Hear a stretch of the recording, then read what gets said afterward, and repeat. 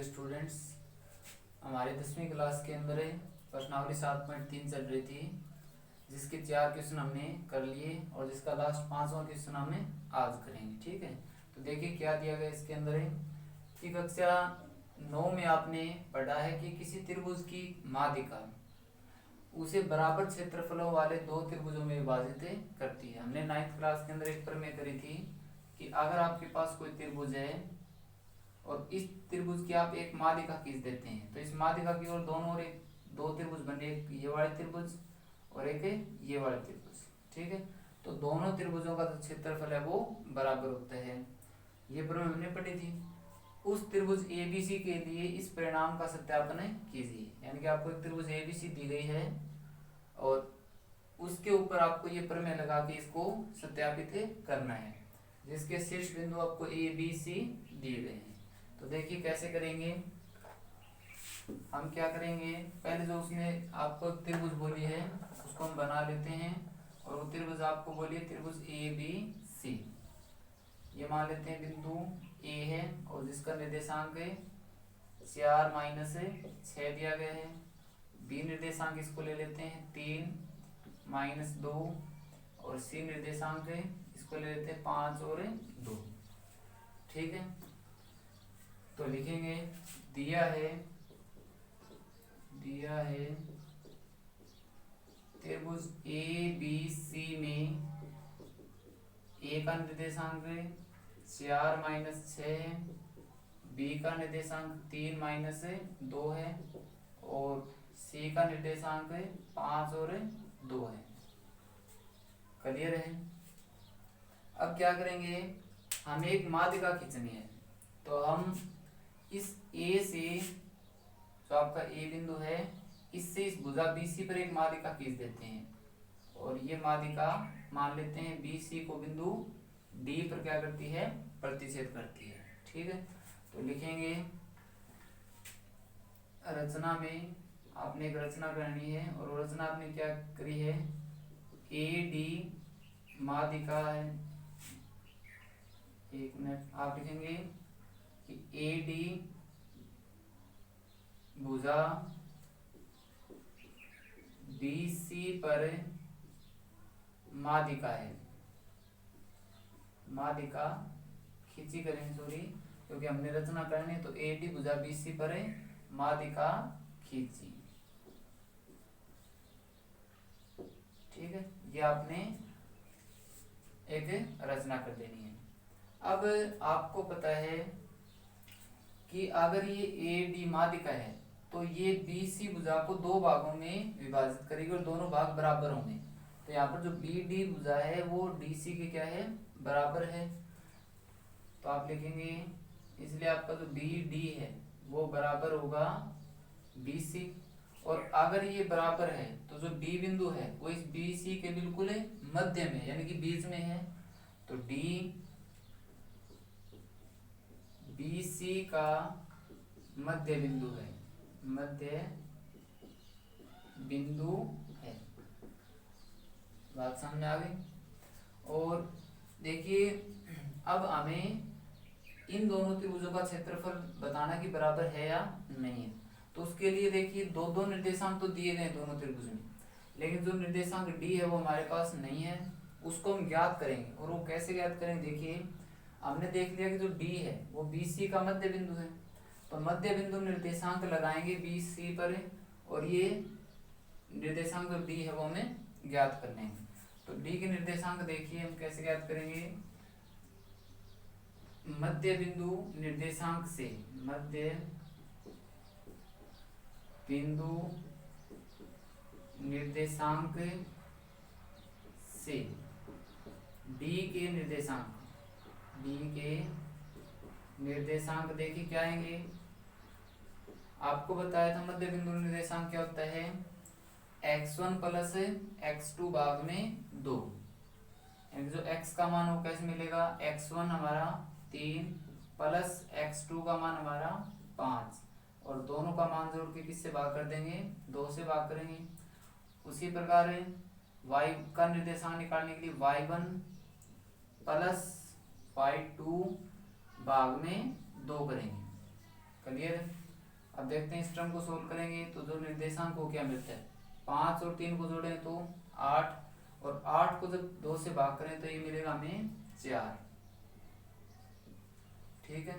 और इसकी बात करें तो ऊपर -2 + 2 कैंसिल हो जाएगा, ऊपर 0 हो गया, और 0 भाग में चाहे कुछ भी हो वो टर्म हमारी क्या हो जाती है, 0 हो जाती है। क्लियर है। तो जो हमारा डी का निर्देशांक है वो क्या मिल जाता है हमें, 4 0। क्लियर है। अब देखते हैं त्रिभुज ABC और त्रिभुज ABD और त्रिभुज ADC का क्षेत्रफल बराबर है या नहीं है। अब निकालते हैं, तो दोनों त्रिभुज का क्षेत्रफल निकालें तो एक एक को देखते हैं। पहले त्रिभुज ABD लेते हैं। त्रिभुज ABD में देखते हैं तो A का जो निर्देशांक है वो है हमारे पास 4 -6, और B का जो निर्देशांक है वो है 3 -2, और जो D है वो है हमारे पास 4 और 0। क्लियर। अब देखते हैं इसका एरिया निकालेंगे, तो एरिया ऑफ त्रिभुज ABD, ठीक है, तो वो क्या होगा हमारा, फॉर्मूला हमें याद है 1/2 x1 इंटू में y2 - y3 plus x2 y3 - y1 plus x3 y1 - y2, और इस ब्रैकेट को हमें बंद कर देंगे। क्लियर है। अब ये मान हमें इन निर्देशांक से लिखते हैं तो 1/2, इसको मान लेते हैं a वाले में x1 y1, इसको मान लेते हैं x2 y2, इसको मान लेते हैं x3 y3, और इसको आप चाहें साइड में लिख भी लीजिएगा। तो x1 का मान हम रखेंगे 4, y2 जो दिया गया है y2 हमारा इसमें है -2, फिर ये माइनस लगाएंगे, फिर y3 का मान देखें तो कितना है, ये 0 है। ठीक है। प्लस x2 का मान देखते हैं, x2 का मान हमारा है 3, फिर y3 के मान की बात करें तो y3 का जो मान है वो है 0, फिर -y1 देखें तो -6 है, और माइनस का इसको ब्रैकेट के अंदर लिखेंगे, और फिर ये वाले ब्रैकेट बंद कर देंगे। प्लस x3 का मान देखिए हमारा कितना है 4, फिर y1 का मान देखें तो -6, माइनस y2 हमारा है -2, तो इसको अंदर ब्रैकेट के अंदर लिखेंगे, और ये हमारा ब्रैकेट बंद हो जाएगा, और ये बड़े वाली ब्रैकेट हो जाएगी। क्लियर है। अब देखते हैं इसको आगे, 1/2, यहाँ पर देखिए 4, अंदर की बात करें तो -2 और -0, हमारा कितना बचेगा अंदर है -2। यहाँ पर देखिए 3, माइनस और माइनस क्या हो जाएगा हमारा प्लस होगा, तो 3, और अंदर हमारा 0 + 6 हमारा 6 आएगा। इसकी बात करें तो 4 बाहर है, अंदर देखिए माइनस और माइनस हमारा प्लस हो जाएगा, तो अंदर टर्म बनेगी -6 + 2, और जब इस टर्म को सोल्व करें तो हमारे पास क्या आएगा, -4 आएगा, तो 4 और अंदर -4 के साथ इसकी गुणा कर देंगे। तो आगे देखिए, एरिया ऑफ त्रिभुज ABD क्या आता है, अंदर है, गुणा करते हैं हर एक टर्म की, तो इन दोनों की जब गुणा करें तो 4 × -2 -8 हो जाएगा, क्योंकि अलग अलग निशान वालों की गुणा करें तो -8, और जब इन टर्म की गुणा करते हैं तो 3 × 6 हमारा हो जाएगा 18। अब इन दोनों टर्म की गुणा करें तो -16, ठीक है, 4 × 4 हमारा 16, और प्लस माइनस किए तो ये कितना आएगा -16। अब अंदर वाले टर्म को सोल्व करते हैं तो 1/2, अगर हम यहाँ पर देखें तो -8 और -16 दोनों के दोनों जब जुड़ेंगे, ठीक है, तो हमारा बनेगा -24, और -24 + 18 को जब सोल्व करें तो हमारे पास जो अंदर बचेगी टर्म है वो बचेगी -6, ठीक है, और जब 2 से इस 6 को काटें तो यहाँ पर मिलेगा हमें 3, तो -3 × 1 हमारे पास जो टर्म बचती है माइनस से 3 बचती है। लेकिन हमें पता जो क्षेत्रफल होता है वो कभी भी ऋणात्मक नहीं होता, तो आप लिखेंगे क्षेत्रफल कभी ऋणात्मक नहीं होता, इसलिए एरिया ऑफ त्रिभुज ए बी डी बराबर होगा 3 वर्ग मात्रक, क्योंकि क्षेत्रफल तो आप पीछे लगाएंगे वर्ग मात्रक। ठीक है, तो ये आ जाता है त्रिभुज ए बी डी का क्षेत्रफल। अब इसी प्रकार हम देखते हैं त्रिभुज ए डी सी या ए सी डी का क्षेत्रफल। ठीक है, तो एक बार मैं रफ कर देता हूँ। ये हमारा जो area of A B D, इसको नोट कर लेते हैं। ठीक है,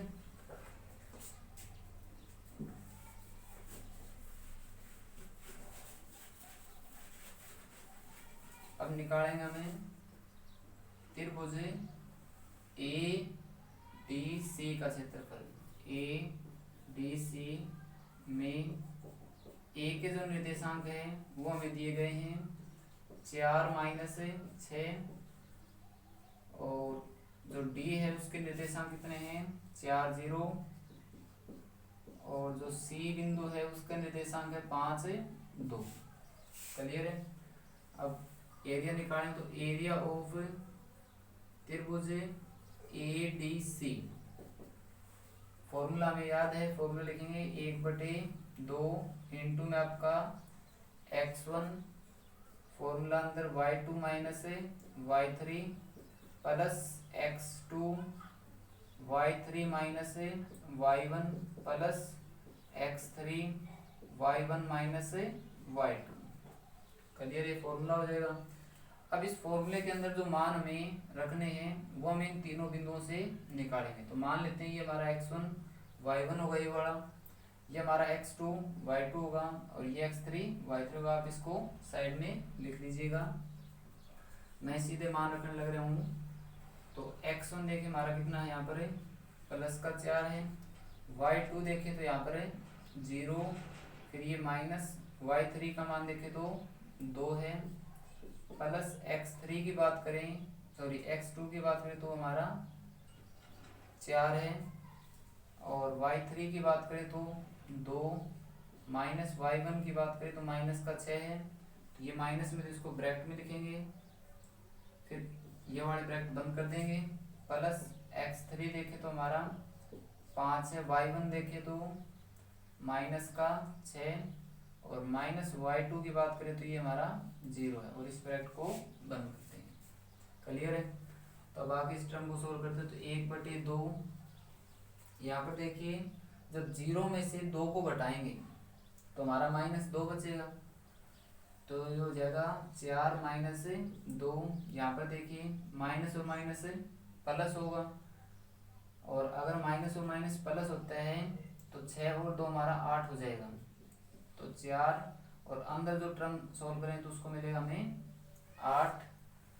यहाँ पर देखें तो 5 बार है, अंदर -6 और 0, -6 ही मिलेगा हमें। क्लियर है।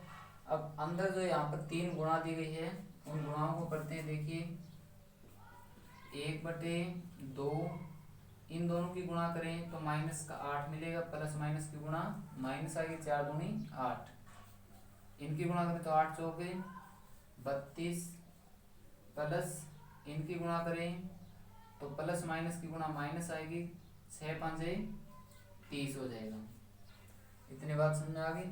अब आगे देखिए हमारा क्या हो जाएगा, 1/2, यहाँ पर देखें तो -8 और -30 दोनों, या फिर हम ये कर लेते हैं कि -8 और 32 में से 30 जाएंगे तो हमारे पास बचे प्लस के 2। क्लियर है।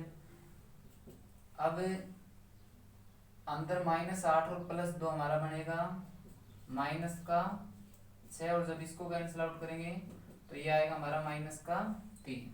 अब यहाँ पर भी वही लाइन लिखेंगे कि क्षेत्रफल कभी ऋणात्मक नहीं होता, इसलिए एरिया ऑफ त्रिभुज ए डी सी क्या आएगा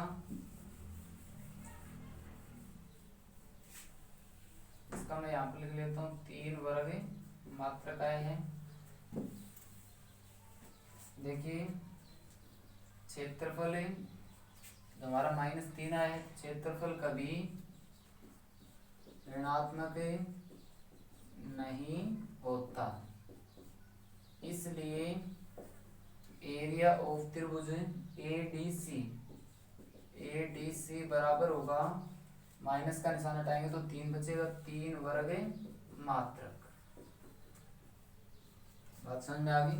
तो अब देखिए हमारा जो त्रिभुज ABD का क्षेत्रफल था वो भी 3 वर्ग मात्रक का है, और ADC का जो क्षेत्रफल निकाला है वो हमारा 3 वर्ग मात्रक का है। तो दोनों का क्षेत्रफल क्या है? बराबर है। अब इसी बात को देखिए हमें आगे कैसे करेंगे। जो बात उसने बोली थी कि आप सत्यापित करके दिखाइए कि दोनों का क्षेत्रफल बराबर है, तो हमने कर दिया है। तो आप लिखेंगे यहाँ एरिया ऑफ त्रिभुज आप ABD लिखिए, त्रिभुज ABD बराबर है एरिया ऑफ, यानी दोनों का 3 3 है, तो area of ACD, area of ACD। चाहे आप अगर ऐसे लिखे तो ADC लिख दीजिए, ADC, और वो दोनों कितना है? 3 वर्ग मात्रक है। ठीक है, तो हमें ये दोनों बराबर ही दिखाने दें। तो अतः सत्यापित होता है कि, नीचे लिखेंगे आप, अतः सत्यापित होता है कि किसी त्रिभुज की माध्यिका, किसी त्रिभुज की माध्यिका उसे बराबर क्षेत्रफलों वाले, जो क्वेश्चन के अंदर लाइन लिखी गई है आपकी, बराबर क्षेत्रफलों वाले 2 त्रिभुजों में विभाजित करती है, वाले 2 त्रिभुजों में विभाजित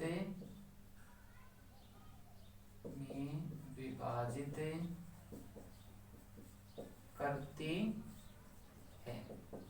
ठीक है, तो इस प्रकार हमें इस क्वेश्चन को करना है। तो बिल्कुल आसान था। देखिए लंबा क्वेश्चन है लेकिन करने में बिल्कुल आसान है। जो बातें आपने पीछे पढ़ी है उन्हीं बातों को लगा के हमें इस चीज को सत्यापित करना है। ठीक है, तो कर लेंगे। एक बार फिर बताता हूँ। देखिए पहले जो बातें दी गई यहाँ पे उनको लिखेंगे, फिर एक रचना करेंगे कि आप AD माध्यिका खींच दीजिए, किसके ऊपर है? BC पर।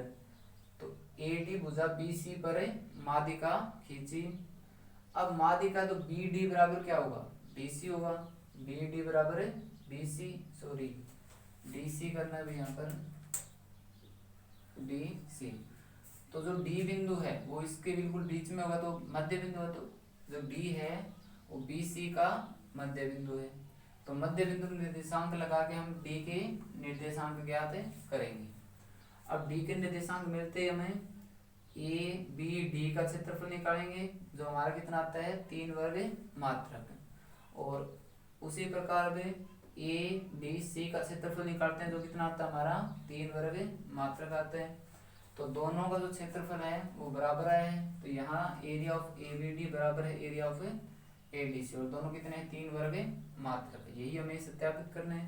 अतः सत्यापित होता है कि किसी माध्यिका, किसी त्रिभुज की माध्यिका उसे बराबर है क्षेत्रफल वाले 2 त्रिभुजों में विभाजित करती है। ठीक है, तो यहाँ तक की ये लाइन आपको पूरी लिख देनी है।